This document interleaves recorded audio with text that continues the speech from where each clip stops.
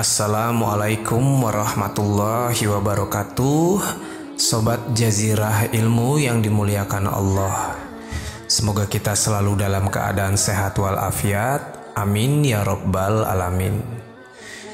Banyak dari kita yang merencanakan acara untuk menyambut tahun baruan Masehi, dan gak sedikit orang yang mempersiapkan segala sesuatu yang diperlukan untuk mengadakan pesta di malam pergantian tahun 2021.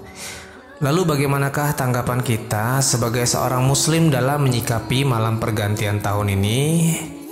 Untuk itu di video kali ini yang akan kita bahas adalah sejarah tahun baru Masehi.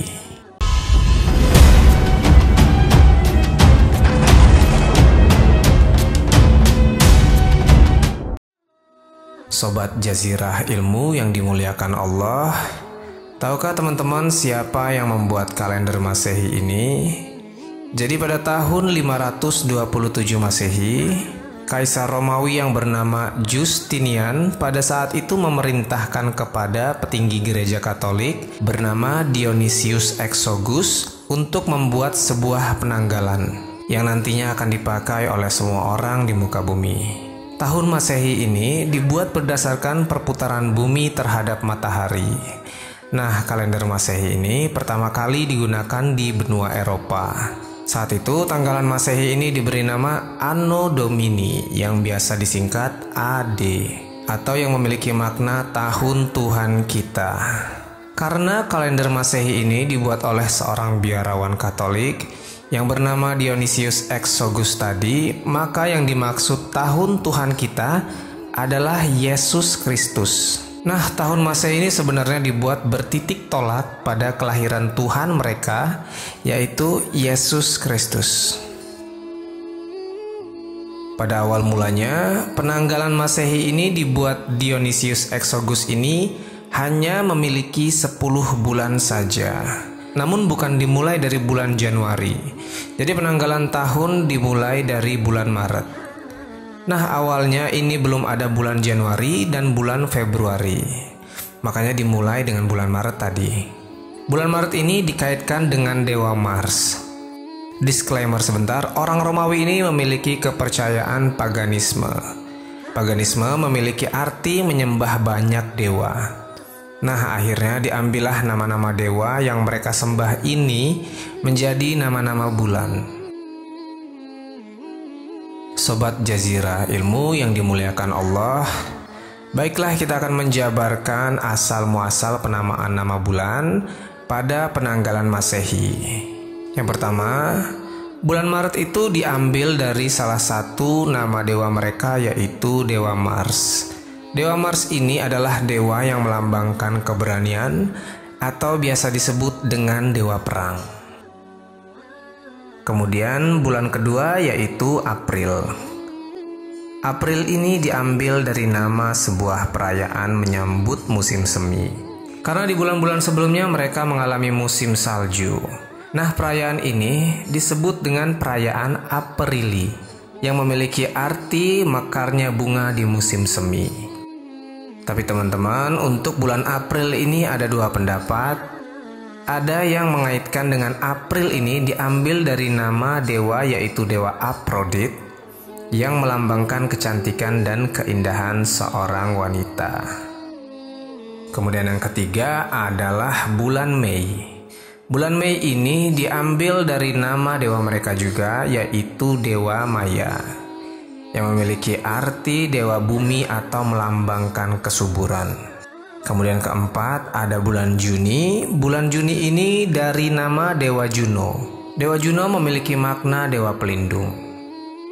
Bulan kelima adalah Juli.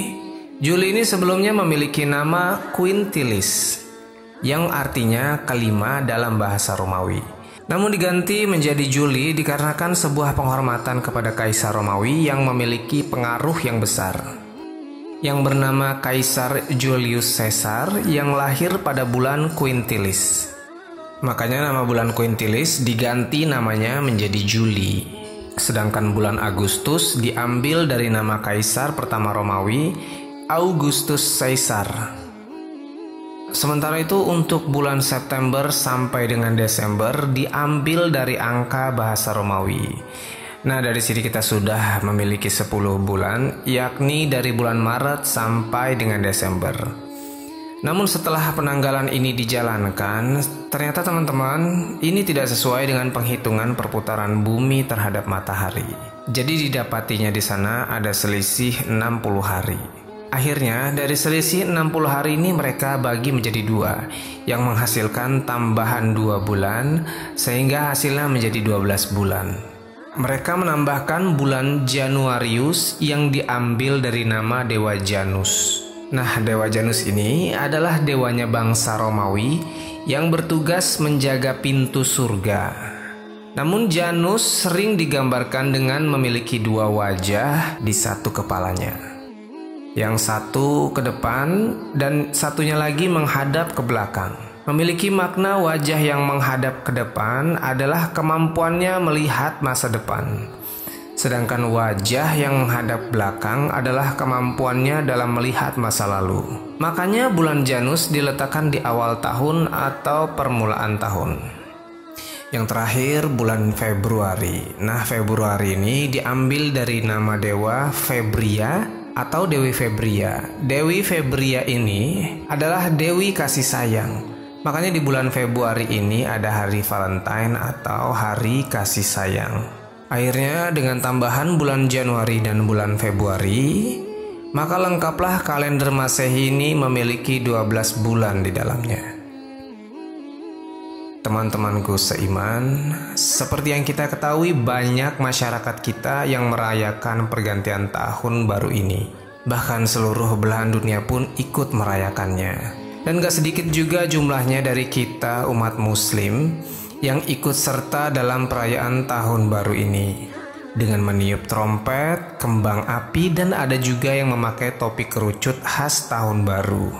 Namun apakah kalian tahu topi kerucut ini diadopsi dari sejarah topi San Benito? Topi San Benito berasal dari kerajaan Spanyol yang dipakai kepada tahanan muslim pada saat itu yang dipaksa untuk murtad.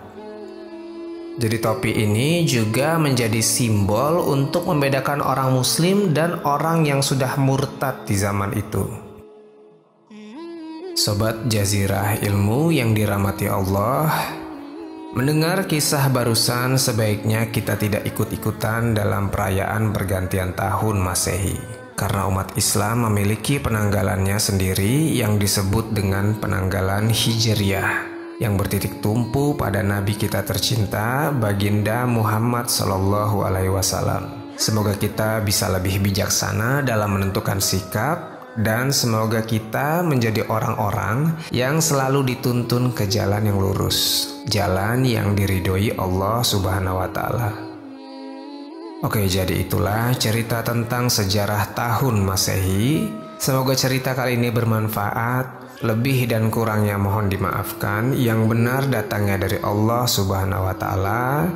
Khilaf atau keliru itu datangnya dari saya pribadi sebagai manusia biasa. Sampai ketemu di kisah-kisah seru yang penuh makna selanjutnya. Saya akhiri. Wassalamualaikum warahmatullahi wabarakatuh.